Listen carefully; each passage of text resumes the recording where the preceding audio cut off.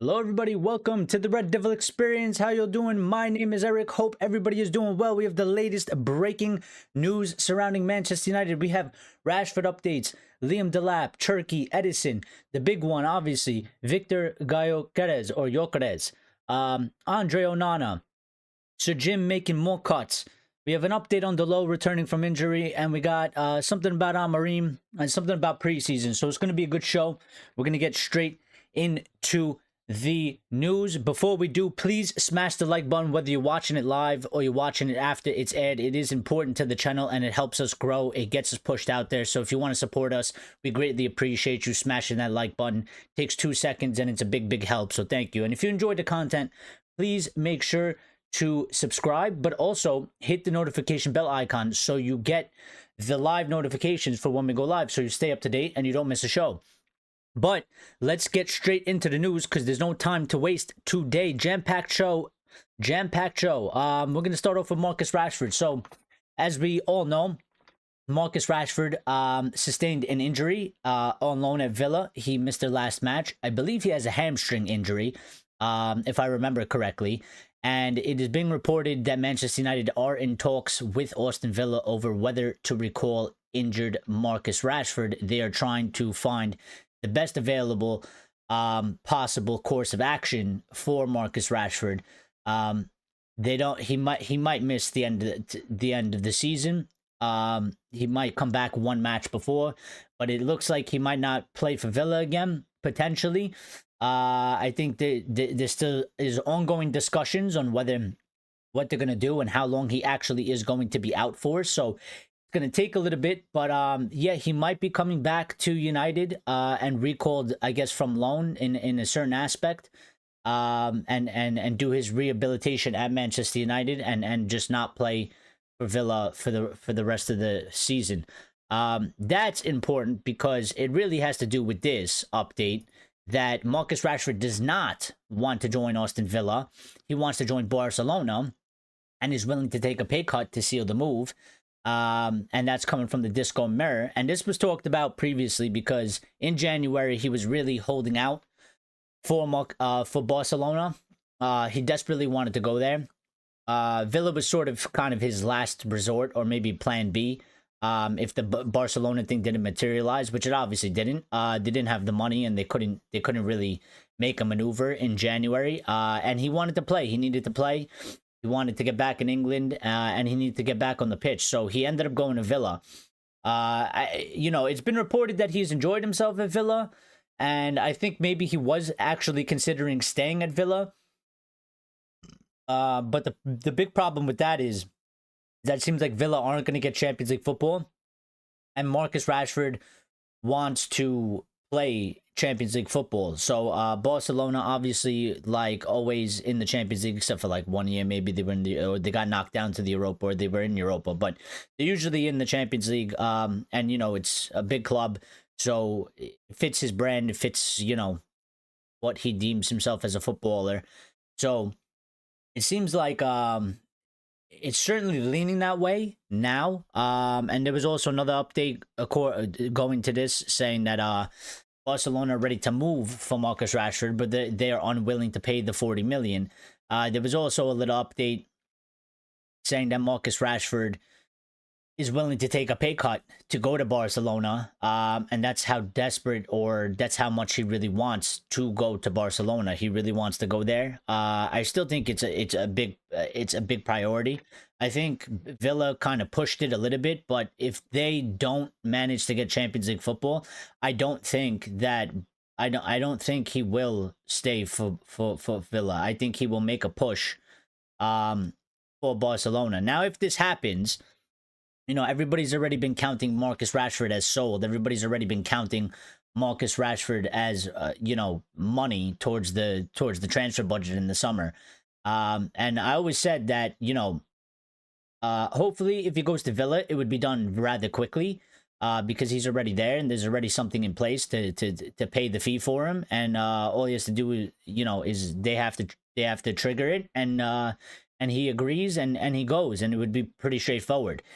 If it goes down this other route where he doesn't want to go to Villa, or Villa don't exercise the 40 million fee and don't want to pay that, then I feel like Marcus Rashford is going to be one that's going to be a little bit dragged out. He's going to be a little bit dragged out because we're going to have to deal with Barcelona. I mean, according to Pete Hall and iPaper Sport, they're saying they're unwilling to pay the 40 million. So we're going to have to negotiate. Also, there's going to be heavy negotiations from Rashford's side and Barcelona on a wage. It's reported that he's willing to take a pay cut. Is that true? And how much of a pay cut is he willing to take? And can Barca afford it? And are Barca willing to pay what he asks for? So this situation, obviously, it's going to develop as we go in the coming weeks, especially when the season ends. It should start getting a little bit more clear. But I think there's still a little bit of play here, because if Villa do end up in the Champions League, I think there's still a strong candidate for Marcus Rashford. But if they're not, I think Barcelona becomes his probably top main focus. And as we've seen in January, he kind of dragged out the loan move, hoping for Barcelona to come and pull the trigger. And I kind of expect the same thing to happen in the summer window if he decides not to go to Villa, or Villa decides that they don't want him. So yeah, we might have to withhold, or we might have to wait a little bit on this money from Rashford to come in for the transfers. So hopefully the other ones go through pretty or more smoothly or more quicker. There's still the Sancho thing. It's still a little bit up in the air. People feel fairly confident that Chelsea will pay it, but it's still really unknown. They can decide not to at any time they please, up until the date that they need to pay it. And then there's Anthony, on loan. And Real Betis, they want him. But they're trying to. Last time it was reported they were trying to see if they can secure another loan. So hopefully that one doesn't take too long. These three players, they're gonna get us a significant amount of money in terms of just not from just the transfer value, but also wages off of the books. Rashford's on a lot of money, is about 350,000, 325,000 a week. Anthony's on a decent amount, and Sancho's on a good amount as well. So, these deals are important to United, and, depending on how the rest of our season goes, if we win Europa League or not, it is going to have a big impact as well. If we have Europa League money, we'll have a little bit more maneuverability. If we don't have Europa League money, we're going to have to rely heavily on these sorts of sales, and it might stagnate us in the window for certain deals, maybe some of the bigger deals. So it's sort of a problem. Chats here says, RSV says, do you think Ferguson did more harm than good by allowing the Glazers to take over United and load the club with debt over that stupid horse? Well, considering what he did for the club, I would like to say he did more good than bad. I always feel indifferent about this. I know people make their arguments, and I don't discredit them about that, about Ferguson, but I just kind of feel like, yeah, he was a big figure, and he's Ferguson, and I guess he had a lot to say, and there was a lot of pressure at the time, but I just feel like in that situation, knowing the Glazers, how they operated since they've taken the club, and knowing like who they deem themselves as people in the public eye, the way they operate, I just always feel like there wasn't really much that Ferguson could really do. I know that the thing of with the horse, that might be, but in terms of him coming out and like renouncing the Glazers or something like that, I don't think that would have pushed him out. I don't think they would have really went anywhere over that. So, I think he did his job as a manager, and he won on the pitch, and was successful for United, and he knocked Liverpool off their perch, and he did what he was going to do. So I think he did more good than bad. I think over the long term, it got worse, and maybe Ferguson couldn't really foresee that, to a certain extent. So, Lumen says, big up. Lions is here as well. How you guys doing? Lumen says, if Amorim wants to keep Onana, then Amorim wants the stack package. But we're going to get into that. We do have updates. We got a couple updates to get to before we do that, and we'll talk about that. So, Lion says, so Barcelona will be able to pay Rashford's wages without any trouble. Well, it was reported that he's willing to take a pay cut. So I don't know if he's going to demand the wage that he has at Manchester United. Maybe he's willing to take less so that he can materialize his move to Barcelona. But I think it's one that's going to be a little bit of an issue if that happens, because Barcelona are a bit tight on money, even though they're doing well. They've been tight on money for the past couple of years because they've put themselves in a bad financial situation. I think in the summer they'll have more money. I think in January it was quite impossible for them to do anything. There wasn't enough time, and there was no deals to really materialize. The summer, clubs tend to have more money. They sell players. Other clubs have more money. They buy players from them. So they'll have more maneuverability, certainly in that sense. But again, it depends. I mean, it's being claimed that they're unwilling to pay the 40 million. You know, maybe Manchester United hold out because they want 40 million for Rashford, and if Barcelona aren't willing to pay 40 and they want to pay 30, then maybe it gets dragged out longer. I think, again, I've always said, and it certainly felt this way, in January, Rashford really, really wanted to go to Barcelona. It was his number one target. It was his number one club. And I think maybe it steered a little bit off after he went to Villa. I think he's enjoyed his time at Villa, but I think he still has Barcelona in his mind. And also the fact that, you know, Barca's definitely going to be in the Champions League and Villa may possibly not. And if Villa's not in the Champions League, I think he's going to turn his 100% attention to Barcelona. Obviously, it depends, you know, what Barcelona tells his brother agent, and, you know, what the feeling is. If they're interested in him and they actually want him, then, you know, he'll go for it, which means that it might get dragged out quite a bit. So it's a bit of a problem. It could materialize into a bigger problem than it actually has to be. With Villa, it's more straightforward, I believe, or at one point it was. I mean, you know, the fee's already in place there. If they want him, you pay it. He's already there. He signs the contract. He goes. If it goes to Barca, it's a bunch of negotiations. Negotiations between Barca and United. Negotiations between Rashford and Barca. And I think it'll take longer, if it even happens at all. I mean, it doesn't have to really materialize. There's no guarantee that it will. So, Line says, I don't know how it would have worked, but did John Manger and JP McManus have to agree to sell their stakes to the Glazers? Well, the way it was, the way it was set up was because it was on the market. They kind of exposed themselves. I think, if I remember correctly, it could be incorrect, but I'm pretty sure. It was already on the market, and the way it was on the market, they exposed themselves to the hostile takeover that the Glazers had, and it was a lot of stupidityness between Maguire, McManus, and Ferguson. That whole thing transpired because of that. Really, it was all three of them. I mean, Maguire and McManus were doing something. They were playing two sides of the game. They were trying to get the most money out of United as well, and it kind of just left them exposed. And Ferguson, obviously, you know, with the horse and all that. So there's blame to be put around literally everything, for everybody. I think everybody shares a little bit of the blame in that situation, because I think at that point the club's best interest wasn't being looked at by all parties involved, unfortunately, and it turned into more personal things, which led to the Glazers exposing the loopholes that were there and taking advantage of the situation, which they did. So, but listen, it's in the past and there's nothing we can do about it. You know, we live in today's time. The only thing we could do is try and do things for today. You know, so I don't tend to focus too much on it. But there's a news update about Liam Delap. And Liam Delap, it goes like this, coming from Ben Jacobs, saying Liam Delap is expected to prioritize European football, whereas Mateus Cunha is prepared to join Manchester United without it.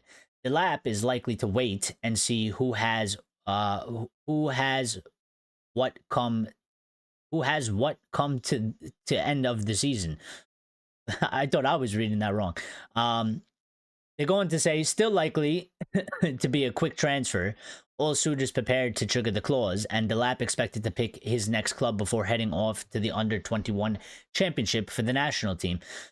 So basically, what they're saying is that the Delap deal isn't going to drag out all summer, but the Cunha deal can and will be done faster than Delap. Delap's going to wait until kind of, I guess, all the pieces on the board are set in place, and then he'll make his decision.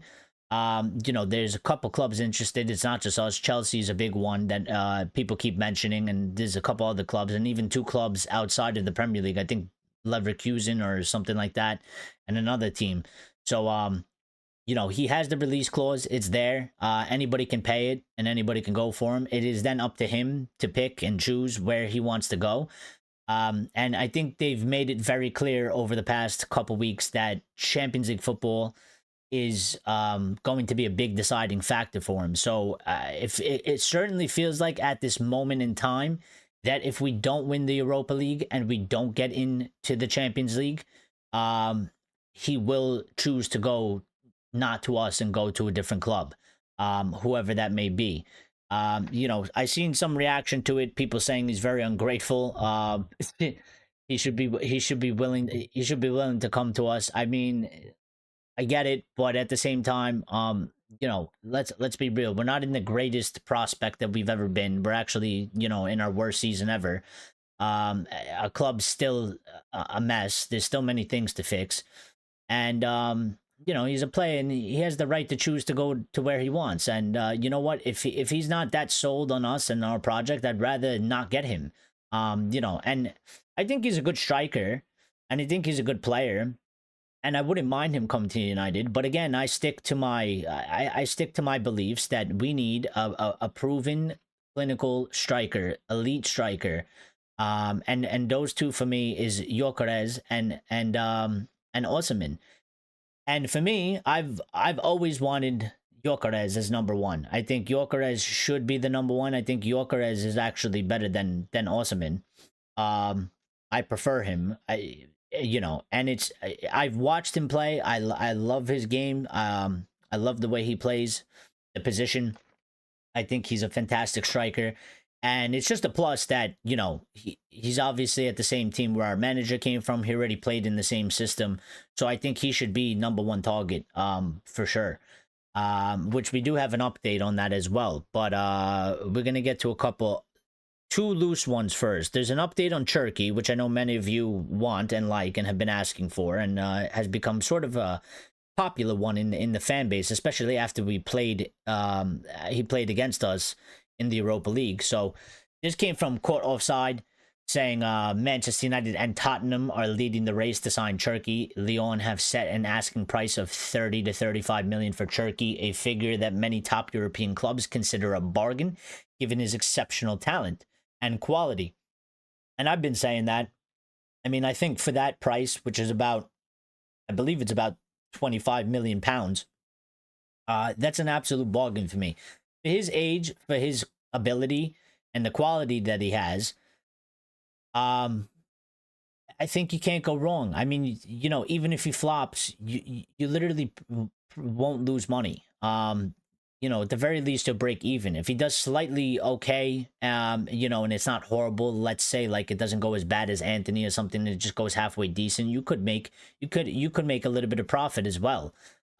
So I mean, I think he's a good player. I think we should be looking to get him, especially if we sell Alejandro Garnacho. I'm all for Cunha. I think Cunha obviously has to be number one target for a reason. But I think, if you get Cunha and you sell Garnacho and you get Cherki, I think that looks quite better and quite good, especially if we're going to get only one striker. If we're not going to go for two strikers, and depending what we do with Rasmus, that interchangeability. I mean, many people have argued you can play Cunha as a 9 as well. From a 9 and a 10. And that's fine. If you have some backup in some other places and some more options. So And by the way, we have to make this clear because I've just found this out, and this has just gotten cleared up. So obviously you see it says Leon has set an asking price, and many people will say, well, here's a buyout clause. He actually doesn't have a buyout clause. It's not a real buyout clause. It's not in a contract. It's not written on paper. This is a verbal agreement between him and the club to be sold for this price. So there's no actual. It's not like Cunha. It's not like built into the contract. This is just Leon agreeing to sell him for this price. There is no actual buyout clause. So that's why it says that Leon have set the asking price of 30 to 35 million euros, which is about 25 million pounds or something like that. He doesn't have an actual buyout clause. So it's not as straightforward, I guess, because you don't just pay it and subdue, negotiations with the club and with Leon, and maybe they'll ask for some incentives, but somewhere around in that fee. But we should just all be aware that he doesn't have a real buyout clause. It's not like Cunha's where it's set at 62.5 million and it's built into the agreement between him and the club. They've just done like a gentleman's agreement. And they accept that, he's going to be sold. So it's kind of like Gyökeres as well, similar to Gyökeres, because Gyökeres has, I believe, 100 million buyout clause, but him and Sporting have a gentleman's agreement that he will go for somewhere around 60 million, because I don't think anybody is going to pay. You'll drive away people if you ask for the 100 million, and they just have an agreement that this was his last season. Sporting obviously can always use the money as well, so they'd rather get in the money and move him on quick, because they have to go towards something new, something with the future without him. The faster they could get that deal done, which is obviously by making it reasonable at around 60 million instead of 100 million, they'll get the deal faster, they'll get the money faster, and they'll be able to start moving and doing deals faster. Lion says 35 million transfer fee suits us better. It does, but I think Cunha is pretty much set on unless he refuses. I think they've identified him as the #1 target, and again, for me, Turkey for 25 million pounds is still a good deal. It's I think it's a good piece of business, regardless of if he's #1 or #2. I think it's good to just. I think it would kind of be good, sort of a little bit like Chelsea, kind of to hoard a bit. I mean, I think it's a good piece of business. I think he's a quality player. And I think for that price, you get him in and you fit him in there somehow, and add to the depth and add to the quality of the squad. So, but yeah, but there's another update on Edison as well. Small one, but and this is I'm not too sure about this source, but there were other sources, but they pretty much all said the same thing. So, and it says Manchester United, Man City, Atletico Madrid, Juventus, and Real Madrid are closely monitoring Ederson. Atalanta have set a 75 million euro price tag for him, which is negotiable. Well, how nice of them to make it negotiable. Thanks a lot for making it negotiable, I guess. I mean, that's quite a lot of money. I would say, I think he's a decently good player. I don't think he's worth 75 million euros. I don't believe that. And I think that's well over our price range in terms of players. I don't know how much that comes out into pounds, but it's got to be like 65 or something like that, or 68, something like that, which I think is too much for him. I think he's a good player, but I don't think he's that good. So I think that's a bit too much, but I mean, it's negotiable. So I don't know what that means when they say negotiable. How negotiable is it? You talking about 5-10 million? You talking about 15? If I feel like around the 50 million mark might be still, some people might deem it still a bit excessive. I mean, I looked at his statistics and what he excels at, and kind of thinking of what we need in the midfielder, and it's not it's in my opinion, it's not the most elite option for there. I think he would be helpful and he would be good. But it's not. I don't think he's like. I don't think he's like the perfect fit. I think there's probably someone else out there that's probably a little bit more well-rounded on all sides of the games, defensively and offensively, playing that center mid position. So, Andero says, if there is a chance of us getting Gyökeres in, then simply we must get him at all costs. Game changer. Delap, I'm not convinced by him yet. I'd rather concentrate on getting a keeper in 100%. Well, I agree with you totally on the fact that, you know, if there's any chance, and Manchester United, in my opinion, we should be all in on Gyökeres. There's many reasons why. It's not just because he played the same system. It's not because he just played the same system, the same team that our manager came from. I mean, those are all pluses and bonuses, but he is an exceptional striker. His goal scoring record is absolutely phenomenal. The year that he's had is insane. You know, he has like some 60 goals in 60. He has like some 60 something goals in like 59 appearances or something like that. Which is top for striker. I don't think there's a better performing striker in the world right now than him, considering the numbers and what he's doing on the football pitch. So I think we should absolutely be in for him. I think for a player like him to pay 60 million, I think his price tag is justified more than maybe any other player. It's close to Cunha. I mean, because Cunha plays in the Prem. And he has sort of this Prem proven, and he's a good player. And also he's, you know, he's going to go from a Premier League club to another Premier League club. So obviously that, and he has the release clause. So, you know, there's not much you can do about it. But considering that his release clause, Gyökeres' release clause is 100 million and Sporting are willing to let him go for 60 when they could really hold out and, you know, push a team to go to 80. I think we should be there. I think we have to be there. And I've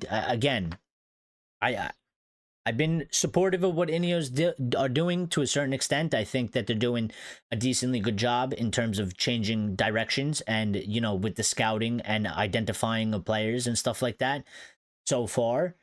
But I completely disagree with them on this whole Delap top priority #1 signing. I don't agree with it. I agree more with Ondero. I'm not convinced by Delap. I think there's a good young player there, but he's not. It can go. I can see it going very wrong for him. And I don't really trust that as much as I would trust Gyökeres or Osimhen. I don't trust him on the same level. And I certainly feel like, considering I've been looking at the stats as well, there's been a lot of stats being thrown around Manchester United's sort of attack. You know, we have really high XG in a lot of the games. And you know, in our last 5 Premier League matches, barring Newcastle, we had an XG of 7.63 or something like that, and we scored 1 goal. We have some really high XG in a lot of games. There's matches where we played at the opposition and we had, you know, 1.14 XG to 0.24, and we're losing these matches because we can't score and we concede a shitty goal. The attack is, for me, and has always been, the most important, and we must fix it. And I think if it's that important, you can't play around with getting sort of an unproven striker in Delap. I mean, he's had 1 decently good season in the Prem. He's 22 or 23, something like that.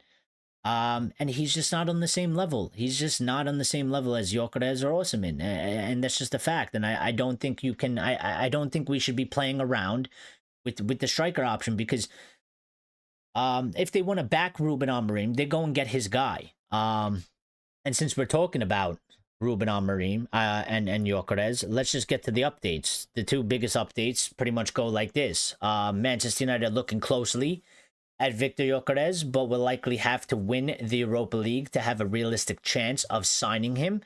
Arsenal and Chelsea are also very interested. Gyökeres wants to play Champions League football. The other update followed up by saying there's still no agreement between Manchester and Gyökeres. He has not given United the green light yet. Ruben Amorim is very keen on him, and concrete talks have taken place. So I think the biggest part of this update and what's coming out of this is that the reason why this story has been sort of quiet and sort of dead is because I think Champions League football is a big factor for Victor Gyökeres. This is his last pretty much deal that he's going to get, top deal. He's, 28 or 27, whatever he is. He's not going to get a bigger contract. He's not going to get a better opportunity. So he needs to be a bit careful. And I think he also, he's late into his career. I think he wants to play as much Champions League football as possible. I think the reason why he has not given United the green light yet is because I think he's waiting to see if we get in Champions League football. I also think he's waiting for the season to kind of end and sort of wait for the dust to settle. A little bit like Delap. But, I mean, it's understandable for him more than Delap. I mean, if we don't get Champions League football, I don't think he's going to want to come to us. I think he likes us to a certain extent, but also I think he's looking at his career, and I think he wants to play in Champions League, and there's other clubs involved that will provide him that opportunity. And that's why I think this story has been fairly quiet over the past couple weeks, and why Osimhen's been loud and Delap has been loud. But make no mistake, Ruben Amorim has always wanted Gyökeres. He wanted to bring Gyökeres from the second he left Sporting to come to Manchester United. That is his guy. That is his man. He wants him at United. If he can get him to United is a different story. But I think the top targets goes in for Ruben Amorim specifically. It goes Gyökeres, Osimhen, and Delap. I think for Ruben Amorim, Delap is third choice. But in the club, specifically Jason Wilcox has deemed Liam Delap number one, and has prioritized the other two, lower. Whether he puts Osimhen second or third, I don't know. Maybe it's because there's some difficulty over here. Maybe, I understand that they're trying to do this whole young youth type of thing, but you have to also mix it up a little bit. I think we've done good with the youth. I think there's some younger players that we're also going to get regardless. I mean, we have some fairly young players already playing. And I think the way it's gone with Rasmus, I don't think it's smart to go and get another sort of younger, not really proven striker when you have these two guys available. I think that's where the money should be going, because I think the striker is one of the most important places to be. So Lion said 50 million is too much. That was about Ederson. I agree. I think it's a bit high for what he offers in his game. It is a bit too high. Lion says Hackney is a very popular option. He is, but he's one that costs quite a bit of money. I mean, he's going to probably cost somebody 75 million pounds, which is really a lot. Wait, is it him or Wharton? Yeah, it's Wharton, not Hackney. My bad. I messed that one up. Yeah, Hackney's actually decent as well, but I don't know. We haven't really been linked to Hackney. So yeah, I don't know. Maybe he's there on the list. He's just not top priority. I don't know. How have Scotland not called up the senior squad, by the way? I don't know. I didn't even see anything about that. I don't even know for what. I don't know what international is going on. Andero says absolutely. However, Gyökeres would struggle to score that many in our current side, and if and when he comes in, our step next season has to be built around our ability to provide chances for him. I agree. I think we do have to build and improve our ability to provide chances for him. Actually, though, we do create. If you look at it, might not look like eye-wise. But if you do look statistically, and I'm not a big statistic guy, but I think it is sort of important to mix both. If you do look statistically, we actually do create a good amount of chances. and we're not that bad. We're not that bad. I mean, it could be way worse. I think we're decently, we're not top. We're not like Arsenal, who are like leading the league in that sort of stuff.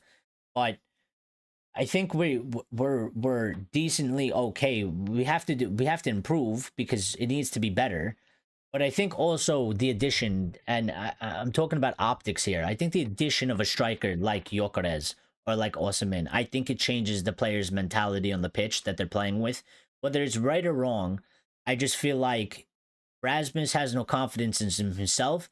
His teammates don't have confidence in Rasmus either. I think if you get a striker with this sort of this sort of persona perspective around him, they are just willing to trust him more naturally. They will rate him more. They will try and provide and create more chances.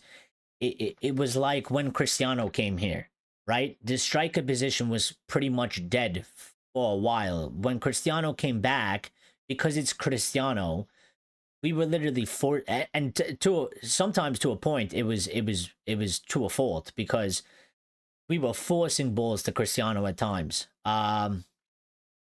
We were forcing balls to Cristiano at times, and it wasn't the best situation, but he ended up scoring still a good amount, like 20 something goals in that one season. So I think in terms of that as well, I think it's a little bit of a mentality shift. Like, this guy is a proven goal scorer. And I think there will be more chances, and they'll give him the ball more than they give Rasmus. I think they'll trust him more. But also at the same time, I feel like that's sort of the plan anyway for this summer. We're doing both, right? Because we're getting Cunha, we're looking at some other options, and we obviously need a striker. So we're kind of improving both aspects at the same time. We definitely need the striker. Cunha's a 10 who's going to improve that situation of providing chances and stuff like that. And if you get a Turkey or something like that as well, in addition, that helps as well. So, Sazor Mawani says, I love your dedication. Keep up. Well, thank you. I appreciate it. And good to see you back in here. Lion says Hackney can play for both Scotland and England. Yeah, I kind of figured that. So we need to be quick before the English call up. Well, yeah, I mean, if he gets the English call up, the price tag goes up, right? So, Lion says Gyökeres can also create his own chances. That's a good point. I'm glad you bring that up. Something Højlund can learn from, and that is an excellent point, Lions. I mean, from watching Gyökeres, and watching him in the Sporting team with Ruben Amorim there and playing in the system, some of the goals he scores, it's not like he just sits around in the box waiting for the goals. He does create many of his own goals. And sometimes he's heavily involved in the build-up play. I mean, there's a lot of times where, Gyökeres dropping back, picking up the ball in their own half, and he's the one that's starting the attack, and releases the wingbacks or one of the 10s, whoever's more forward, and then getting his ass up the pitch and receiving the ball back somewhere around or in the box, or before the box, and kind of creating a good chance out of that and scoring good goals. So he is a guy that plays that role perfectly, which is why he's Ruben's number one target. I mean, it just makes sense. It's common sense. So, for him, he doesn't have to go and find somebody else. He knows that there's a guy out there that is what it is. He sort of helped him, become what he is as well. He sort of created him in a certain sense. And yeah, and I think that Ruben doesn't necessarily want to Delap. He doesn't have the time, per se, from an outside fan perspective. He doesn't have the time to really turn Delap into his next Gyökeres. He needs, especially with the way it's gone, and Ineos should be a little bit more alert to this, because they made the decision they made and bring him in November, and they have their reasons for it. But you got to help the guy out a little bit too. You can't just hang him out to dry and say, well, we're going fairly young, so we don't care if it takes another 2-3 years, because the fans are showing the fans are showing quite good patience. I mean, it hasn't gone very smoothly at all. It's gone very, very poor pretty much since he's come in certain aspects, mainly results and points. And you know, the large majority of the fans are still behind Ruben Amorim. They trust him, and they're giving him, you know, the window. They're giving him the preseason, and they're going to give him to the next season. But I think it's a little bit foolish from Ineos if you just go with this young guy that's sort of unproven when you have this guy ready to go, and he will have a big impact, one way or another. So, Andero says not inside the 18-yard box. We have to creating chances inside the area. Rasmus needs chances over the top to run onto or in the penalty box. Too many players just shoot from everywhere. They do. They do. They do. They do. And they have to do better in that aspect. And I agree. You're 100% right. But I think we can do both at the same time this summer, because I think the big focus is on the attack. Especially for Ruben Amorim. I think Ruben Amorim believes and has identified that the attack needs to be fixed in all aspects, whether that's build up play, creating chances, and finishing the chances as well. Because there's been many matches where actually we create a good amount of chances, but we can't finish. We can't finish. And again, you look at the XG that we have. Go look at some of the statistics. Again, I'm not that big on statistics, but when you look at it, and they look at it as well. You know, they're using statistics as well. It's not the be all and end all, but when you look at the statistics, we actually create fairly good amount of chances. It's not like we have a 0.5 xg average. You know, we create a good amount of chance. We cannot finish. Can we do better? Yeah, we could do better in creating more and more in quantity and more quality dangerous chances and be more elite. For sure. But you know, for what we're doing now, we should already be scoring more goals than we have been scoring, and we should, in terms of that, that means that we should have more points and more wins instead of draws and losses that we've gotten.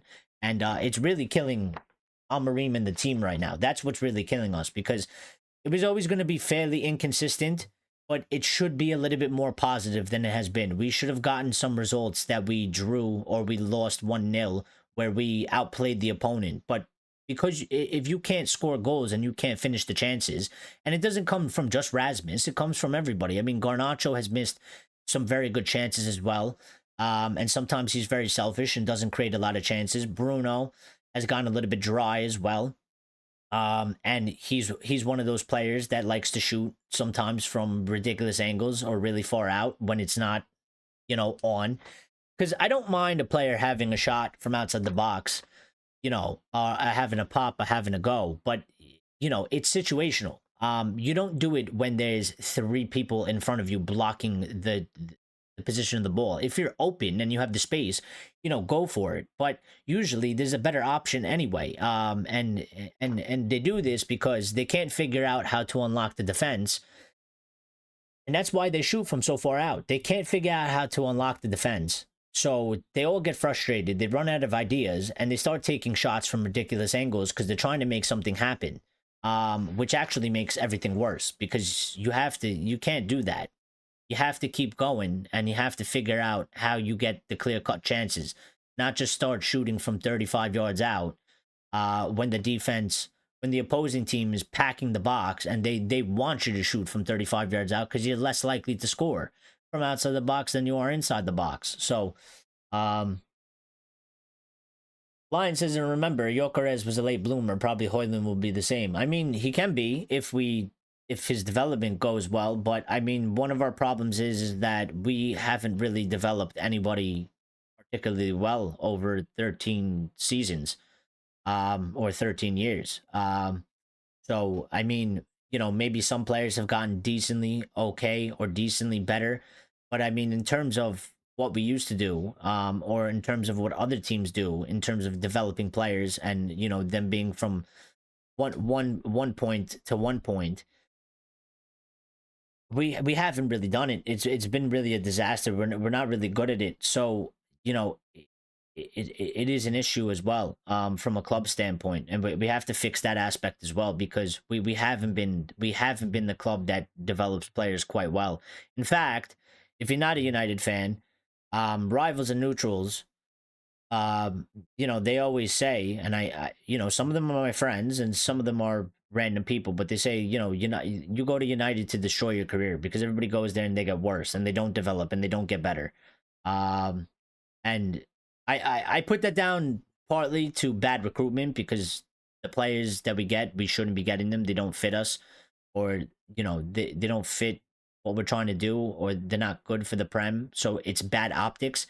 But also at the same time, I mean, you know, look at some of the other players that do have some talent. I mean, Garnacho's stagnated. Manu is still good, but I mean, I feel like he should be developing at a higher pace than he is. Albeit, you know, he was out with injury and stuff like that. But I just, there's no player that you can look at that's been at Manchester United over over the past 13 seasons, regardless if they're still here or not, and say that yeah, we did a very good job of developing them into a top player. I mean, even with Rashford, we failed to a certain extent. So, you know, so I mean, I think Rasmus, I think he could do with a sort of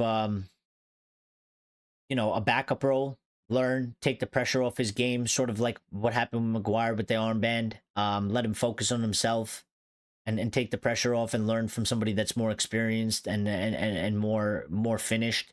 And I think maybe, you know, that can help him and maybe he comes good from that. But I mean, it can go the other way as well. I mean, because it's been a very harsh, bad season for him. And if he has something like this, it's only going to destroy him and his outlook even more. You know, his confidence is pretty low. I mean, he's told us that anyway. I mean, the post that he put up after he scored the draw goal last match, you know, he said we wanted the win, but I needed that. I mean, if that doesn't tell you how much he's really suffering from a lack of confidence, that your striker is making a social media post talking about how much he needed you know, a tap in just to put the ball into the back of the net. You know, it is a big issue. So, Ondero says there is a player in Rasmus. He was supposed to have been a development player. He was, with an experienced striker above him, but that play never came in. Big pressure on Rasmus. Yeah, and that never came in because we operate without a plan, and we operate like chickens without with no heads. You know, how you set that as a plan, and then you just go and get somebody like Rasmus and completely abandon the experienced striker part because you wanted to go blow money on some other player that was completely overpriced and you should have never paid that price for. That's why we are where we are. It's, you know, it's been piss poor planning for years, and piss poor execution. And that's the major reason as to why we are where we are. And Ineos has to do a better job. And this is why I'm saying I disagree with the Delap thing. I disagree with it. I understand. I like the direction they're going. I get the sort of younger players, the 20-year-olds, the 21, 22, 23, build for the future, longevity, sustainability. I get that. But the striker position for me is one where you do not play around with. It is one that demands a lot of pressure. There's a lot of negativity around it. You do not play around with that position. It is one of the most important positions, if not the most important position, maybe besides barring the midfield on the pitch. And you can't take the gamble that they seem like they're willing to take. Especially because we already have Rasmus. We already have the 22, 23-year-old. We don't need the other one. We need the guy that's more experienced, just like they're doing Cunha, right? They're not getting a 21-year-old. They're going to get Cunha because he's experienced, he's Premier League proven. And they need to do the same for the striker position. Andero says low player IQ and poor decision making, unfortunately. One thing is for sure, the landscape is about to change dramatically, and that is something to get excited about, but we need to be patient. Well, I'm patient. And I think, some of our fans need to be more patient. I think some of them are a lost cause because they just are 150% reactionary.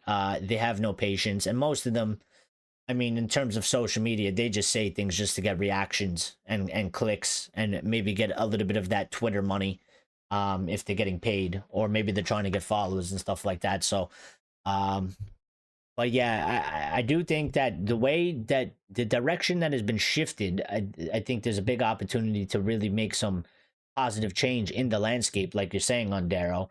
And it's obviously it's going to take time. You know, you do it little by little. I mean, you know, if we could, we do it all at once, but it's just not realistic. So, you know, obviously it takes time to do that sort of stuff. So, Lion says I disagree with that statement. Like Scholes and Nev love to use that quote, but in their time, we had a lot of players that struggled. The biggest being Varane.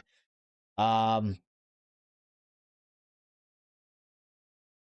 um, I don't know how to respond to that because I said a lot, so I mean it's my fault. But I don't know what statement you disagree with.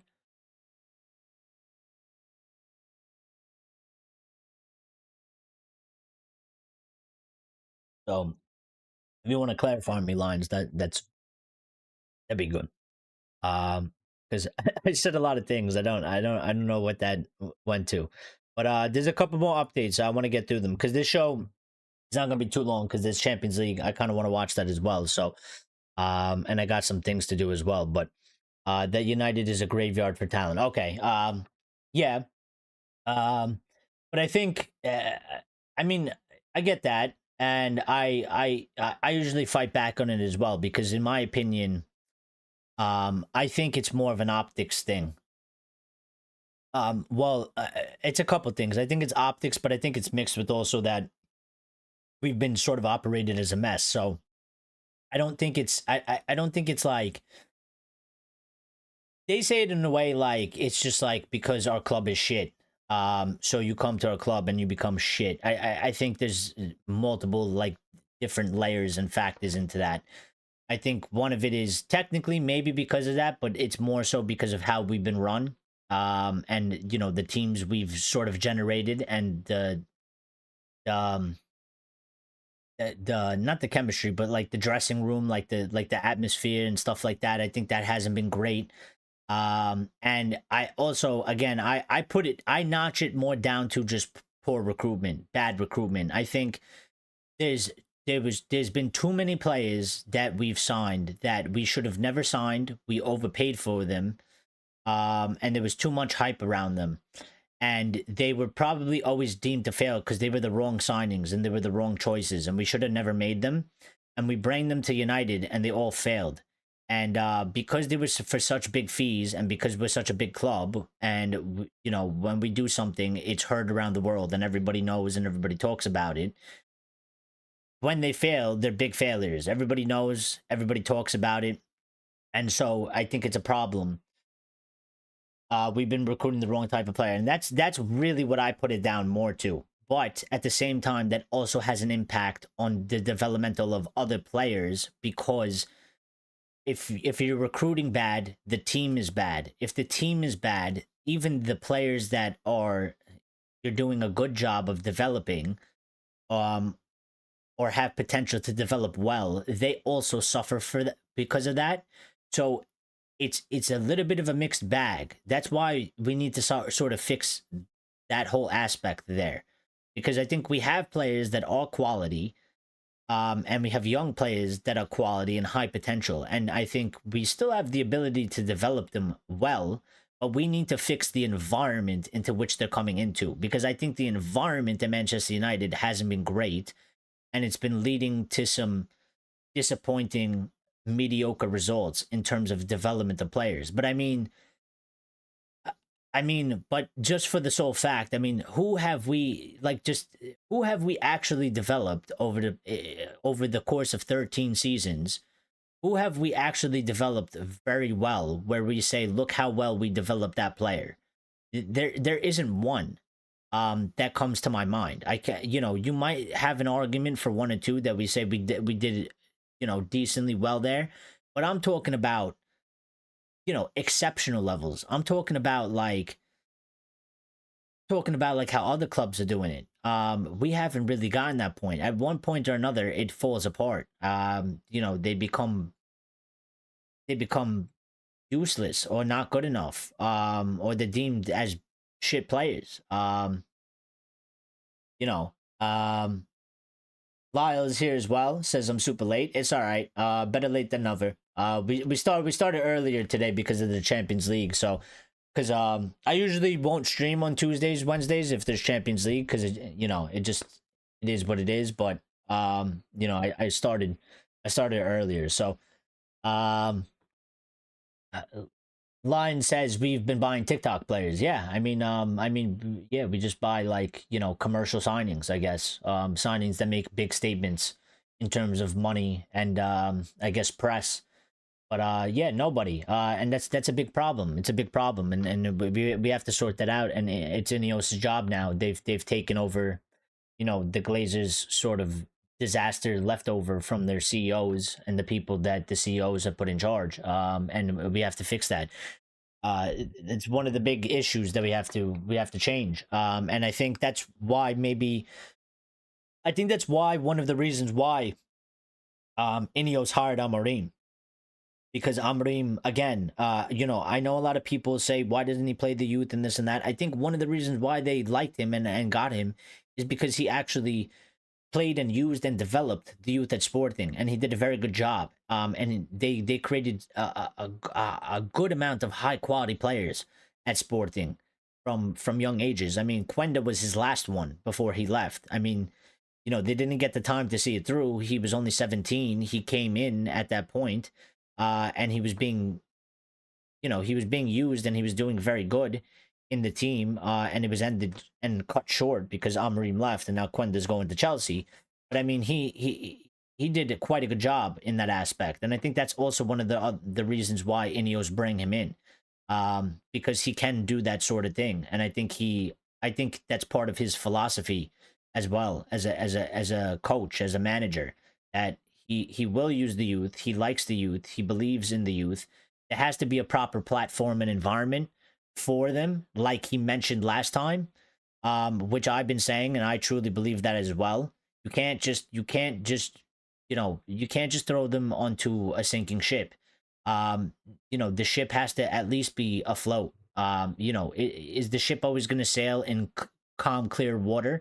No, there's going to be days where, you know, the sea is very rough, and you know, you have to batten down the hatches and get through the storm to get to the other side, and that's the part of football. But you know, when the ship is sinking, um, you don't grab, you know, an 18-year-old player and kind of tell him, you know, go man the ship, and leave it into their hands when it's sinking. So again, we have to create that environment for them. I think that's one of the reasons why Ineos liked Amorim and bring him in, because he was able to do that at Sporting, and he did it quite well. And it fits us as well. So John Azai was meant to be the one. Oh, forget that up. I mean, there was a lot of ones that were meant to be the one over the course of 13 years. And I mean, not even just from, you know, our youth academy, but you know, even players that we bring in, you know, none of them really amounted to anything. You know, Lyle says, you know, not a single player. Mason Greenwood had a shout for that, but effed it all up. Yeah, and you know, again, it goes in, whether it's something like that happens off field, that maybe we weren't really looking after him as best as we could, and maybe we weren't doing the best to keep him on the proper track as a young guy, make sure that he stays out of trouble and doesn't do stupid, you know, idiotic, horrible things, or that he's developing properly on the pitch.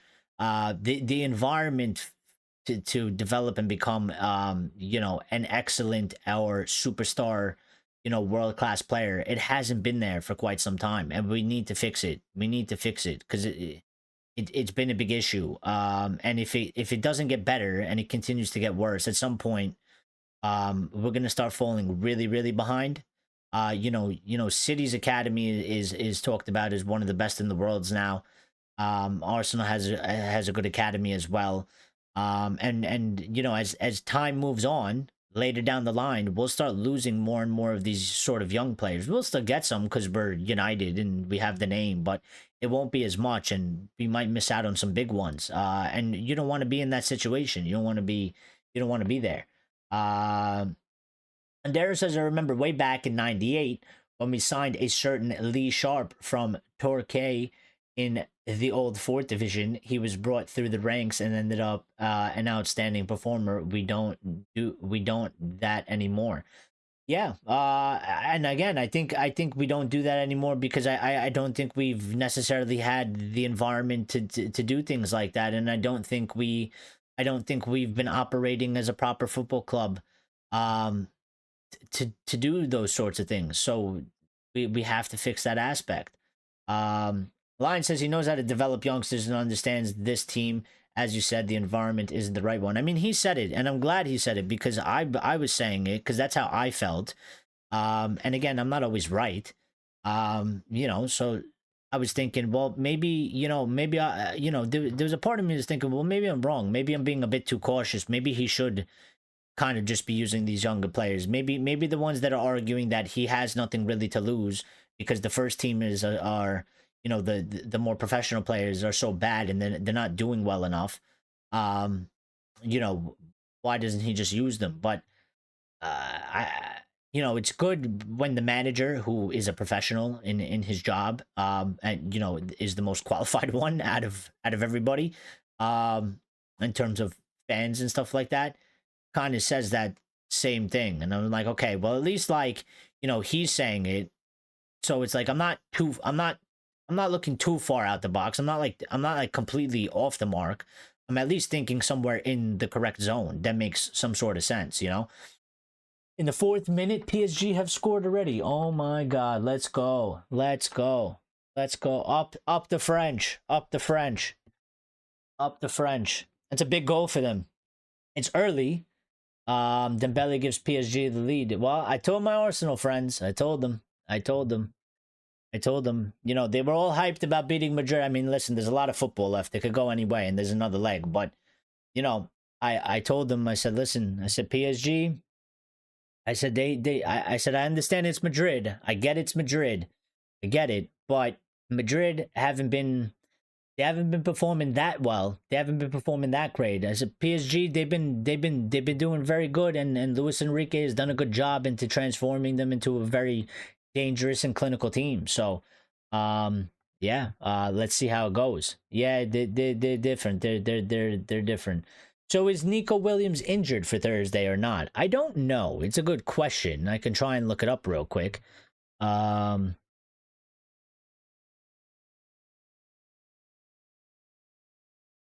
let's see. If we type in Nico Williams injury, 24-hour ago from the Manchester Evening News um saying that I mean just give me the information that I clicked here for.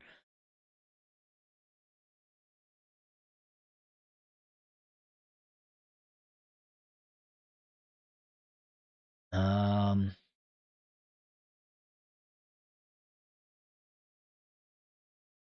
so Bilbao boss will speak to the press on Wednesday before an evening training session with updates on Williams and one of their other players. So I don't know. I don't believe it's clear until they get the updates from the manager.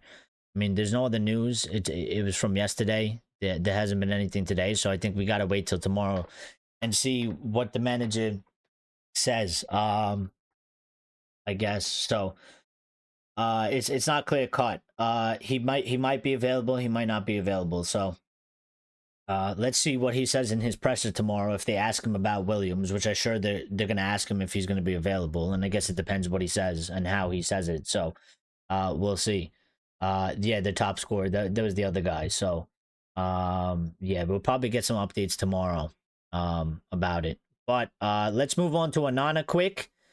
And Onana possibly staying at Manchester United. There's been some talk of him being sold. So apparently, Chris Wheeler saying Ruben Amorim has prioritized other positions over the goalkeeper this summer, and Onana is determined to make a success of his Manchester United career. And that was followed up by this update from Chris Wheeler as well, saying talk of Andre Onana leaving United for Neom SC this summer would appear to be premature. Although the interest from Neom is genuine, they would face competition from a number of teams in Europe if United sell Onana, which I find quite interesting because if you ask 90% of our fan base, they tell you that, who would buy him and we can't sell him. But again, I always say that football is a bubble and it's not like us. and there are always teams that are usually interested, barring a couple players because maybe they're very injury prone or something like that. But there are always teams interested in players. It just depends at what price they're willing to pay and what price the club is willing to sell. And this has been sort of one of my things that I hate about United over the past few seasons, especially prior to Ineos, is that they were so reluctant and they refused to remove on any player because the players that they got were wrong recruitment and they were automatic losses. And because they prioritize the money over everything and don't make football decisions that will benefit the club to make more money in the future, they stay with the shit instead of removing them because, somebody, they want 40 million for a player and somebody's willing to offer 25, and they pretty much just tell them F off, we want 40, and the club goes, okay, we'll just go get somebody else, and then we get stuck with them, and then we have to use them, and then they're not good, and then our team's not good, and then we have a shit season, or we have a bad season, or not so great season, or an average season, and then their value drops even lower. And then we go into next year and we try to do the same thing, and the same thing happens, and then it happens again where they don't have a great season, and it just keeps going down, and they don't cut their losses. So I've sort of said this. I understand the thing about Onana, but I've sort of said this, and I think that number one, United are prioritizing other positions. I think that includes Amorim, and I kind of personally prioritize other positions. For me, especially striker and 10 are number one, number two. I know some people might prioritize goalkeeper as number one, like Almo is a big one. He said that once. And Underos feels very strongly about the goalkeeper position as well. I don't know where he necessarily ranks it, but he feels very strongly about that. I get it. I'm not dismissing it. And I feel like if we have enough money to kind of do everything that we need to do, I would also address the goalkeeper situation as well, if we can do it.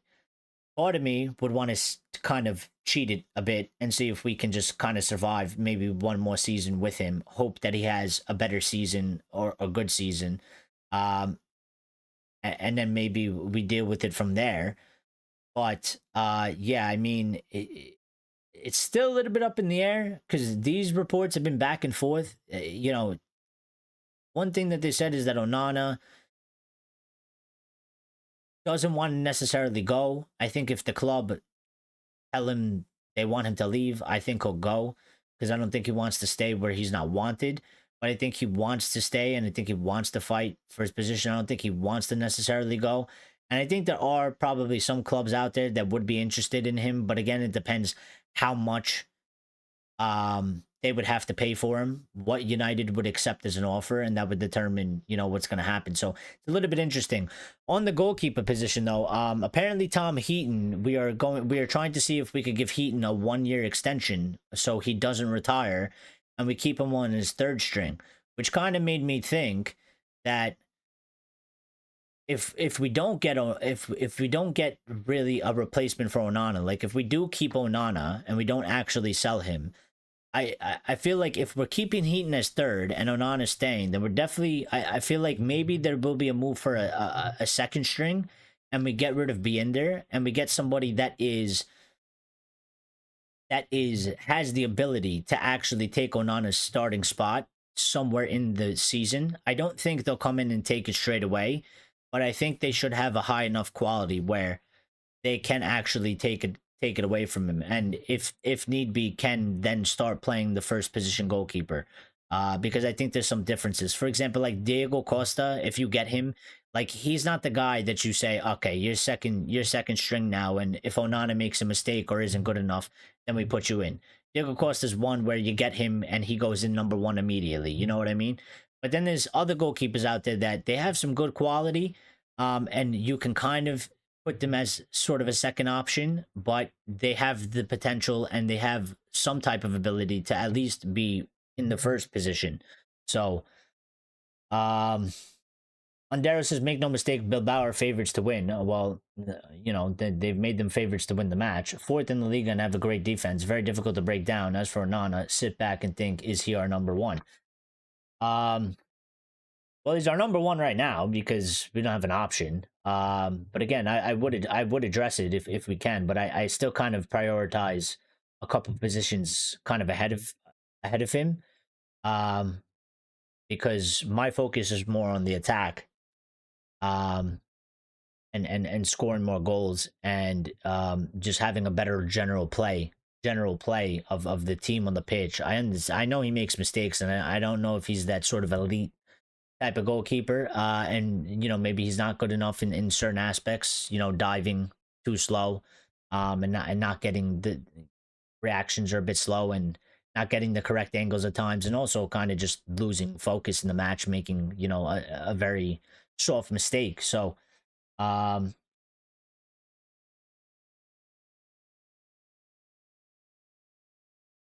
I still think there's a good goalie in there somewhere. I mean, there might be if he gets it, but he has to prove it. And he hasn't proved it in the two past seasons. And if he gets this third one, he certainly has to prove it. And I think that'll be the last one. That's why I'm saying like it's not. We should do something about the second string. I wouldn't be against it if we got somebody that can take his spot. Again, I think we have to do something sort of like what Arsenal did with Raya and Ramsdale. Because Raya was obviously of decently good quality. I mean, he was playing in the Prem and he kind of fit the system, that he plays as a ball playing goalkeeper. And he's good with his feet. But he bring Raya in on loan. And he had him sitting there waiting. And then when Ramsdale at the first opportunity, Ramsdale made a bad mistake. He took Ramsdale out. He put him in and went with him. And I think we need to do something similar to that. Like we need to get a goalkeeper that has some sort of quality like that, where we can put him second, put pressure on Onana, and see what he gives us. And if he performs exceptionally well, then I think he deserves to, he rightfully deserves to keep his spot. If he has a season like he's had this season or last season, I think at some point then you say, well, no, you deserve to be dropped, and we put in this other goalkeeper and we go with him from that point on. Heaton is there for chemistry, I think, just like Carson at City. Well, yeah, and also to fill the third spot, I guess. Because the third spot, I mean, the second spot you barely play as it is. The third spot as a goalkeeper, you don't, you never play unless there's some sort of a goalkeeping injury crisis going on, which is very, very rare. So, Andero says, it's very trusting on the goalkeeper. I'm afraid he is now 29 and won't improve. The position is far too big for him. It even happened to the great Peter Schmeichel. Yeah, and I mean, that's why, like, I don't think he can get much better. I think Onana kind of is what it is. I think it's more a little bit about form. And consistency. I think those can change a little bit of aspects. I think, there's still weaknesses in his games, but he can turn it up a little bit more good and make it a little bit less worse than it has been. But when you couple everything together, it hasn't been great. So number 9, and I assume number 10 are important as or number 1. I don't know. Number 9 or number you forgot the other number on Darrow. As are important to each other. If we don't address this, expect more of the same next season. It's a big no for me. He's had 2 years, guys. Well, again, I'm not disagreeing with you. And again, if we can do something about it, I feel like we should. If we can. But it has to fit number 1. Okay, yeah, I figured. Number 9 and number 1 are as important as each other. Yeah, I think so. I think so. But I don't know. For me, I personally just hold the attack in a much higher option. I know he's been bad at some times, but he has been okay and good at some points as well. Again, I think his biggest problem is consistency and his form, and staying focused in matches. I think if he can tighten that up, I think maybe we might be able to kind of get away with it. But what worries me is, if we're in a big match and an important match and he makes one of those fuck ups, it could be very costly. I mean, think about it. Like, if we make it to the Europa League final, and he has one of those games where he has those absolute disaster classes, that's going to cost us the final. If we're playing a big match in the season versus like a Liverpool or an Arsenal or something, you know, and it's a big 3 points, and he has that sort of calamity game that he sometimes has that pops up, you know, it's going to cost us points, and it's going to cost us a position in the season. So I get it. Um, but yeah, I would still like Garcia under the post at United. Well, yeah, I mean, if we could get him, I guess why not, you know? I would even go as far as to, I mean, I don't know if you spend that much amount of money and have him as a number 2, um, on a goalkeeper. I mean, we spent a good amount of money on Onana. You put him, he becomes number 2. Um, but yeah, Democrat says, I'm going to put a tariff on you watching soccer. It's not soccer, Democrat. It's called football. Um, it's called football. You're a good person, Line. You could replace C-Line. How have you found this channel? Listen, we don't speak politics in here, so just saying. I know you're I know you got the play on words, the Democrat. But like, let's keep it on football. Andero says, okay, if we keep him, where do we think we'll finish in the league next season? Is he he is a walking time bomb. Don't get me wrong, keepers make mistakes all the time, but not at his rate. Scary. I honestly,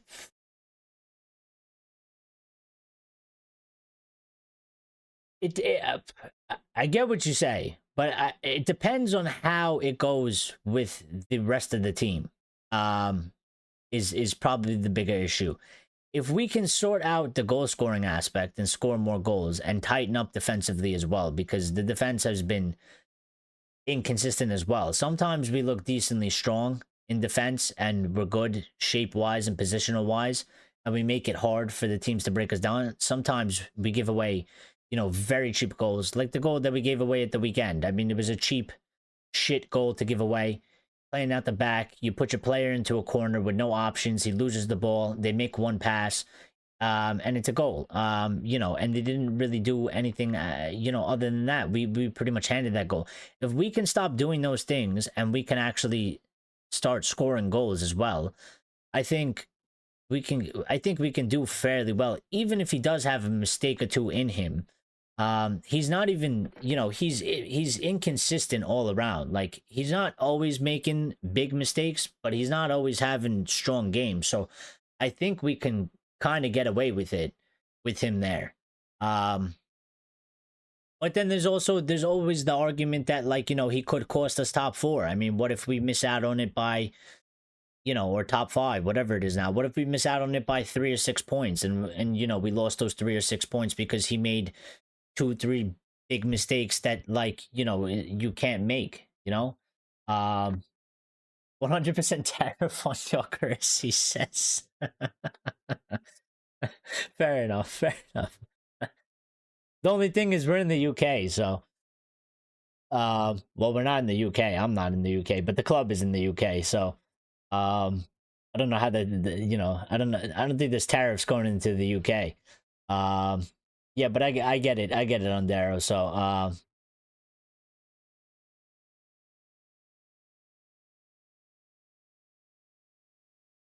but yeah, let's finish up this show though, because we got to get to this Champions League match that I want to watch, and I'm already missing most of it. So, not that it's more important, because United's more important, but I'd like to watch some of it because I missed only 10% then.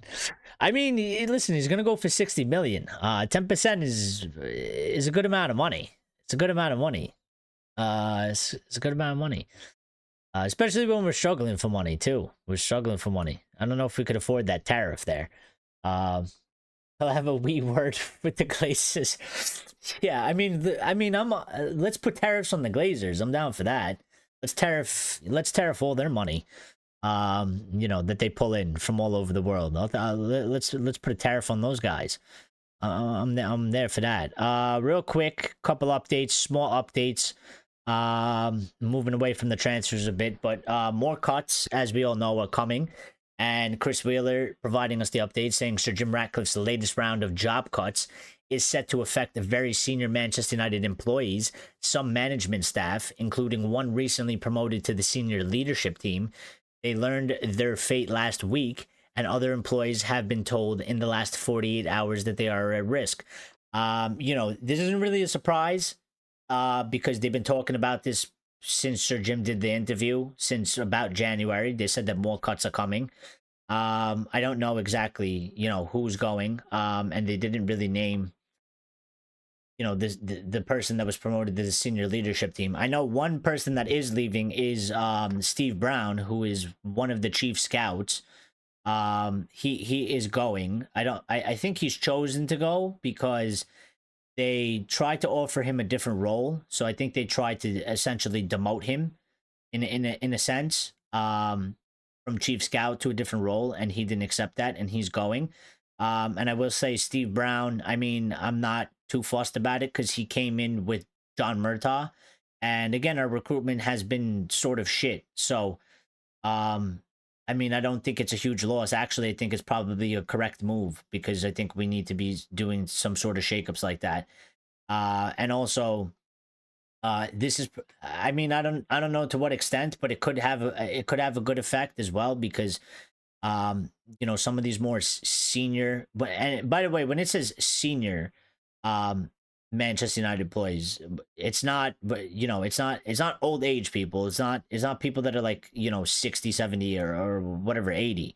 It's not that type of senior in terms of like hierarchy, like they're higher up in the food chain, which is good because a lot of them have been there during this period of time, sort of under the Glazers and mismanaging. So, I know people don't like cuts and people, get mad at Ineos because you're taking food off of people's table and, these people need their jobs or whatever and whatever it is. But at the same time, you know what? This is a part of life. People lose their jobs every day and people get new jobs every day. And I think if you've worked at Manchester United, you should be able to get another job somewhere. It shouldn't be like you're employed at Manchester United or you're homeless. And I think, especially if these employees have been ones that have been, at the head of mismanaging alongside the other more senior figures who obviously are no longer here, such as the former CEO and, former directors of football and such. Then they need to go. Obviously, I mean, they should go. Like we shouldn't have them here. They're clearly not doing a good job. We haven't been in a good position in 13 years. And we kind of got to get rid of them. So, um, Ondero says that started with Onana versus Bournemouth, dilly-dallying on the ball before Dorgu lost the ball. He brought the pressure on us with his indecision. He seems a nice guy, though. Well, the one thing that I would take against him is that I feel like he should have, as a goalkeeper, because I think he was trying to do what the tactic was, which was obviously to play out from the back. And I think, I think that happened because there just wasn't no options. I think it was a combination. Maybe he did dilly dally a little bit, but at the same time, when Dorgu got the ball, there was nobody up above him open. Everybody was marked and too far away. So it's also on the team as well. But my criticism for him in that match is, again, as a player, you're on the pitch. You have to assess the situation. I understand the game plan is to and the idea is to play out of the back, but if you see the press and you see there's no space, you kick the ball long. And if the manager and you go into the dressing room and start screaming at you or yelling at you for kicking the ball long, you then explain to the manager and be like, I did it because there's no fucking options. We were being pressed in and it was too tight and we weren't handling the situation. I made a call. And that's why you need these sorts of players to do these sorts of things, but they don't. They need the manager to kind of hold their hand and baby them, which is, we can't do that. Demo says, we won't win Champions League. We need to protest like my supporters did. United should be there by default. Who do you support? Um,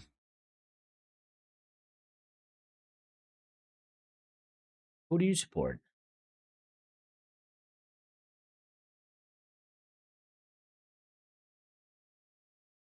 He said Democrats, Axel. um, there is no Champions League this year. It is fake news. Well, there's Champions League. I mean, come on. We're not in it. Um, Axel Pats and I have crossed. Really? Um, Andero says if there's no options on, you hit it long. Basic goalkeeping, I'm afraid. Yeah, that's what I'm saying. But you know, it goes into it kind of goes into the play of our players. They do many things that they shouldn't be doing that they need to take account for on the pitch because they're on the pitch and the game unfolds and it changes. Obviously, the manager has a hand in that as well because you know he has to make his own adjustments. But you know, when the ball is at your feet, you have a call to make. You have a decision to make. The manager can't make it for you. He can't. You know, the manager can't baby. The manager can't baby you through the whole match. He can't. He can't baby you. Yeah, I love you all. Stay safe and take care. Give my best to Ray. All right, so that is that is Axe. It's definitely Axe. All right, well, see you later if you're leaving. Um, but that's funny. Um, yeah, I mean the players have to make the call on the pitch. And like you said, I mean if there's no options, you hit it long, and that's what he should be doing. But you know he's not the only guy that does that. There's many players that do these decisions on the pitch where like you know just because it's the game plan, you have to make adjustments on the pitch. They don't do it. So again, you know low IQ, not enough leadership on the pitch. Whatever you want to chalk it down to, we certainly have quite a bit of it, too much of it in the team.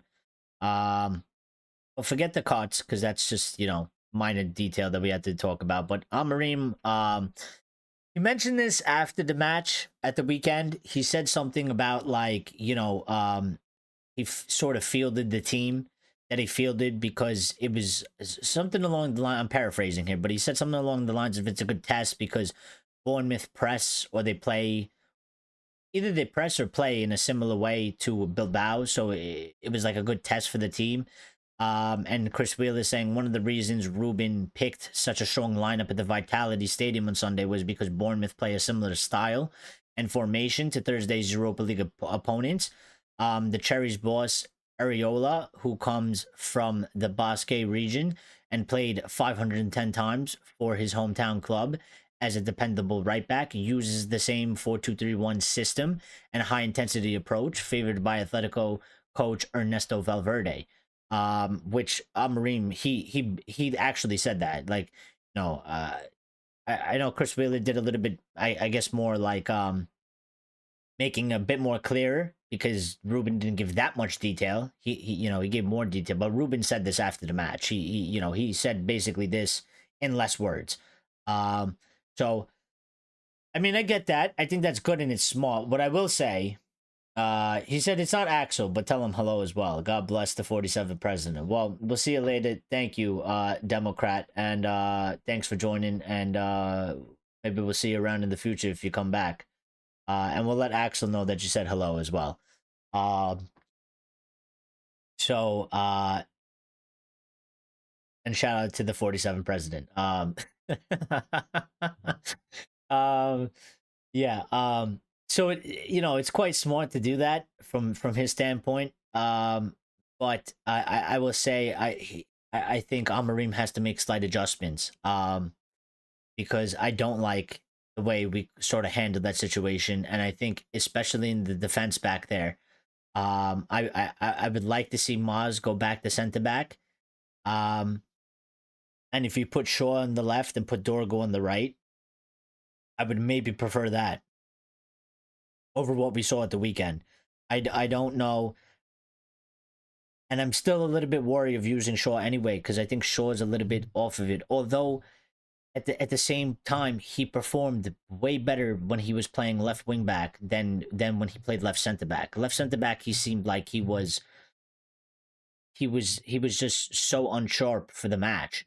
And so out of it. When he got shifted to left wing back for about 20 minutes, he actually did well in terms of like attacking output and playing the left wing back role well.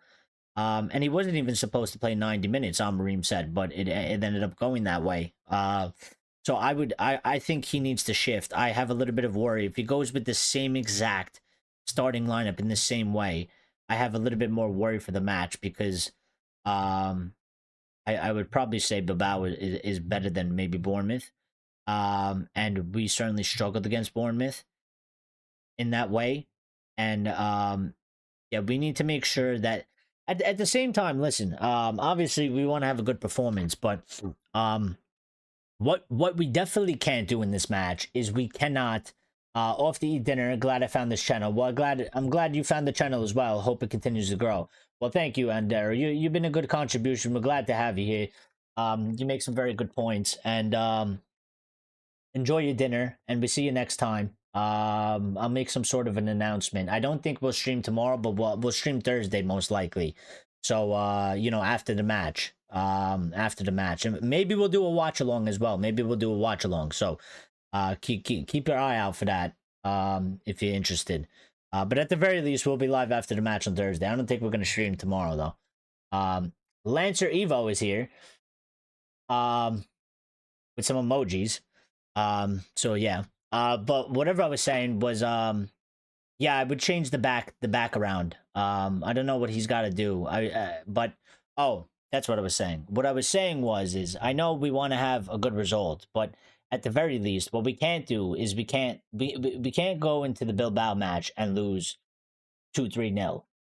We need to make it a game. You know, if we lose 1-0, it's not a great result, but it's not the worst result. We're away from home, and you know, if we can hold them to, you know, tie or one goal in their advantage, it gives us a shot and it gives us a chance. We take it back to Old Trafford and we go and we do our thing at Old Trafford, which is our home, and it's where we need to be performing. So, you know, that's what we need. That's what we need to be doing. So yeah, hopefully, let's see what he goes with. Let's see what he goes with. We have a small update on Delap. Obviously, Delap got injured, is going to be out for almost pretty much the rest of the season, but Chris Wheeler is saying Delap could be back for the Europa League final if Manchester United make it. So that's sort of slightly good news, you know, slightly good news. Andero says, I'll be back. Cheers, guys. Cheers. And we look forward to seeing you again, buddy. Yeah, it's slightly good news because, you know, if we are in the final and we can get Delap back, you know, he's been a good player, and we could definitely use him because, as we see now, we're shifting around the back line and it looks even more unstable than it kind of has already been, and we're going to have to do some shifting around, which you never really want to do to your back line. You want your back line as set as possible.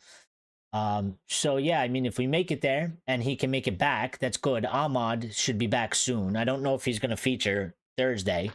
But if he doesn't feature Thursday, it seems to be that he should be on the bench at the very least, or feature the game at the weekend. So Lancer Evo says Hoyland out. Well, I mean, you're not the only one that says that. But yeah, I mean, for me, you don't necessarily have to sell him, but for sure we need another striker, regardless of what you do with him, whether you sell him or you don't sell him. Either way, you need another striker, and we need Gyökeres, or we need Osimhen, in my opinion. You know, I don't really like I don't like this Ineos plan of going for Delap and he's the #1 target. We need an elite striker. So you know.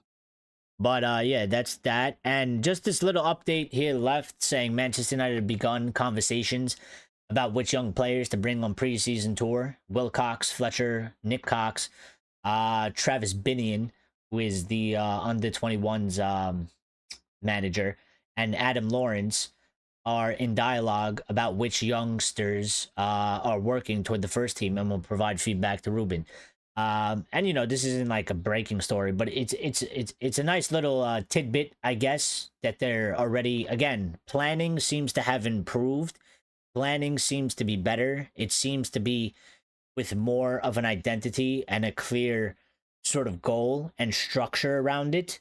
It doesn't mean that it's going to necessarily succeed, but it's certainly not just random shit that we were doing in the past. And this is good because the season hasn't even ended yet. We're not close to preseason. And they're doing the proper planning and identification. They're giving themselves plenty of time to get it right and to do things that they should be doing. So Um, yeah, I mean, Lion says love for the Fletch twins to be involved. They might very well be. You know, I mean, we gotta wait and see. I don't know how many people you can really bring with you on preseason, especially this preseason is going to be different because there's not really those international games. I think there's some nations leagues, but it's only a couple nations. I don't know if any of our players are even too involved in it. Um, and there's the Club World Cup, which we're not involved in. So more so than ever over the past few summers, we should have basically the entire squad. So I don't know how many players you can bring with you on preseason or that you should bring on preseason. Um, so I don't know how many spots are going to be available. I know they're going to bring youth players, and I know they're going to use them, and they're going to give them an opportunity to perform and show what they got. I just don't know how many we're actually going to bring because I think the squad this year for preseason is actually going to be more filled than it usually is. Because usually we're missing maybe a few players. Maybe we're missing 5, 6 international players because they've done internationals and they've come back late and therefore they don't really participate in the preseason. They get a period of break and they join up later. But this season is going to be different. So yeah, maybe in 2-3 years we'll have the new Fletcher and Rooney generation. Hey, I mean Rooney's son seems like one that might be one for us. I mean, for his age and what he does, what does he do? Like under 14s or something like that? Under 15s? I mean, he scores quite a lot of goals, and he sort of has that kind of Rooney toughness mentality about him. He seems like he seems like he's got that sort of attitude for a 14, 15-year-old kid. He sort of I don't know, he has a little bit of fire about him. The way he he put some posts on social media talking a little bit of crap. Talking about him scoring 3 goals and getting 2 assists. I saw a clip of him I think it was this week or this past week. Scoring a really good goal, picking up the ball at about midfield. And he scored pretty much a banger. Dribbled past a couple players and put it in. How old is this guy? I don't know. I think he's like 14 or something around there. They've been talking about him for quite some time, so it feels like he's been a little kid forever. But he's growing there. Kai Rooney, Kai Rom. Oh, not Kai. Not Kai Sinat's room. Kai Rooney.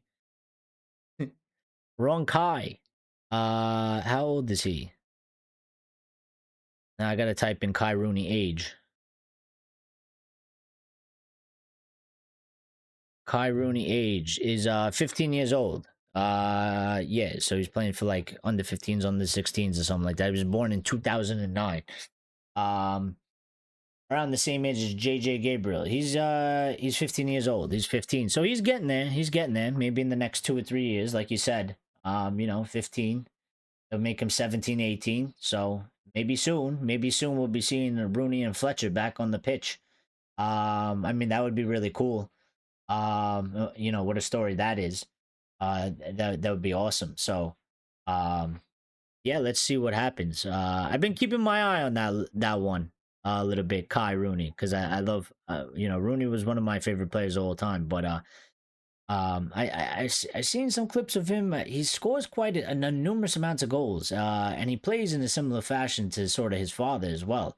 Albeit he's still a kid, so depends what happens in his development. But yeah, I mean, he's getting there.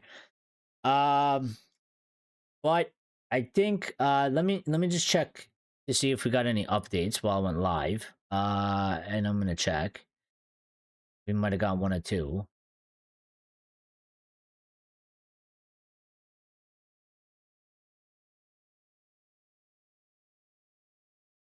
Maybe not. Is we'll probably get some updates after the Champions League match is over. I think they probably, if they give any, but if they are gonna give any, Ohin Senset was absent during Bilbao's training session yesterday. Is very likely to miss the semifinal first leg versus Manchester United. I believe that's their top goal scorer, I believe. Manchester United and Chelsea are both interested and well informed in the situation of Franco Macedoano. Yeah, we did that one on Rashford. Barca unwilling to pay the 40 million. So I don't know what's going to happen there. He's not going to stay at Manchester United. That was another update saying that he understands that there's no chance of him ever coming back to Manchester United with Ruben Amorim in charge. So that's not going to happen. It's just how long is it going to take and where is he going to end up going? We will have to wait and see how that plays out for sure. Yeah, Fabrizio giving us that update on Mastantuano. The only way is to pay his release clause, about 41 million euros plus bonuses, is an open race. Again, I don't know nothing about the kid. I don't watch Argentinian soccer or Argentina soccer, Argentina football. I said soccer. This is my American broke through. Shame on me. Yeah, I don't watch Argentina football. I don't know how actually good he is, but I think to pay about 35 million pounds for a 17-year-old seems quite high, unless he's like one of these next sort of superstars, like a Messi or like a Ronaldo or like that was around that age. And even they didn't really. I mean, Ronaldo kind of went for that fee. It would be around the same fee because of inflation today. So, but we saw Ronaldo firsthand. All I see is clips of this guy. I mean, I'm not watching the game. I'm not watching his matches or anything. I don't think really anybody else is. I'm sure there's somebody out there, but apparently Ancelotti is considering bringing Casemiro back to Brazil national team. The Italian coach has already spoken to Manchester United midfielder on the phone. That is because Ancelotti has been confirmed that he is going to Brazil and he is leaving Madrid, which seems like Xabi Alonso will be going to Real Madrid. So those two guys going off the board as well. Ancelotti going to start his international career, Brazilian manager, and Xabi Alonso seems, although not yet confirmed, seems the top most likely option that he is going to go to Real Madrid and replace Carlo Ancelotti there. So, yeah. And I think that's about it. On those updates, we haven't got any other updates. So, yeah. Call me out for the soccer fans. I know I get a red card for that one. I get a red card. I get I get a red card for that one. How's the water looking? I don't know. We need to know. We need to know. I think United might get a sneaky 2-1 win on Thursday. Well, I hope so. I hope so. I hope so. That would be fantastic. Ancelotti winning the World Cup would be the cherry on top. Then he would have won everything. Yeah, that'd be cool if he does it. Although I feel like he has some work to do with that Brazilian team. They haven't really been. They haven't really been what Brazil is sort of known for. They have been struggling quite a bit internationally in the international competitions. Maybe he puts them back on the right track. Let's see. I think it's good for them. It's good for him too. He's kind of old now. I think he's sort of. He can keep managing, but I think he's sort of at the end of it, at the top, the top. He's at Madrid. I don't think there's anywhere much really to go. From there. There's certainly a lack of options. You know, so yeah, I think let's see what happens. Yeah, he will have a year with them. Tricky. It will. Tricky. It will. And they haven't been that great either. So, but I still think he's a very good manager. So I think he'll have them. I think he'll have them being at least decently good. I think they'll probably be better than what they've kind of been recently. But how far they're going to be able to go, You know, I don't know. You know, I don't know. I I think there's some work there. I also think the team's lacking. You know, it doesn't lack options in a certain sense. I think it kind of feels like the Brazil team lacks a bit of quality than what they used to have. I mean, they used to just be absolutely just stacked to the gills with just like unbelievable players. Now it's like they have some good players, they have some very good players, then they have some very average players. And the team sort of seems like with the players that they have, the abilities that they have, they don't necessarily gel well together. Um, I don't know. Ancelotti in Brazil just makes sense. Plus, World Cup is 7 games to the trophy or more now. It's extended, right? Or am I wrong? I don't even know. I can't even tell you. I don't pay attention too much to the international stuff. I have no clue, to be quite honest. But guys, we're gonna get out of here. I'm gonna get out of here. So everybody can go watch this match in peace. Um, and I can watch a part of it because I didn't even watch any of it. So thank you all of you for tuning in. Thank you to everybody that smashed the like button. We got to 15 likes, which is good on you know, while the Champions League is going on as well. So that's good for the channel. I mean on our Red Devil recap, we only got 9, and that's because everybody was depressed and didn't want to. It's halftime now, second half coming. Yeah, exactly. So yeah, everybody was depressed and nobody was interested in talking about United, and just everybody just turned off everything related to United after we tied the match, pretty much. Um, after the match, so it was just low. It was just low. It was just low numbers. So thank you to everybody that's been involved. Shout out to, you know, our regulars like Lions and Lyles. And shout out to Lancer, Evo, and you know, on Darrow as well. Don't forget Democrat. You know, don't forget Democrat. And there was my guy in here before, Cesar Mawani. Um, he was in here too, and Lumen, Lumen as well, and RSV. So shout out to all of you. By the way, also, if you want to get involved in the Discord, Lyle has just dropped the link to the Discord. We have a Discord, and it's a very well put together Discord. Lots of channels in there, lots of things to discuss, lots of things to talk about. And we have some non-related football stuff in there as well. You know, we got wrestling. We have one that hasn't been used yet, which we do plan on using at some point. Something with food, kitchen type of thing, cooking.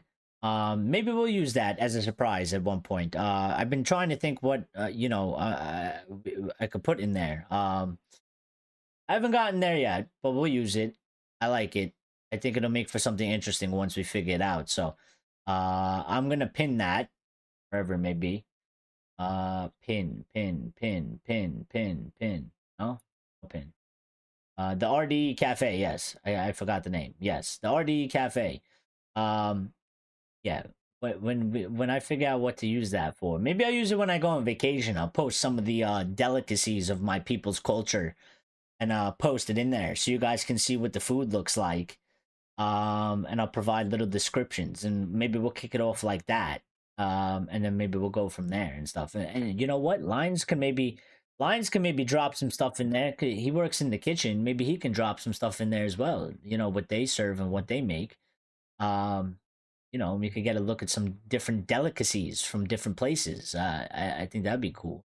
Enchilada is a blue and yellow sausage.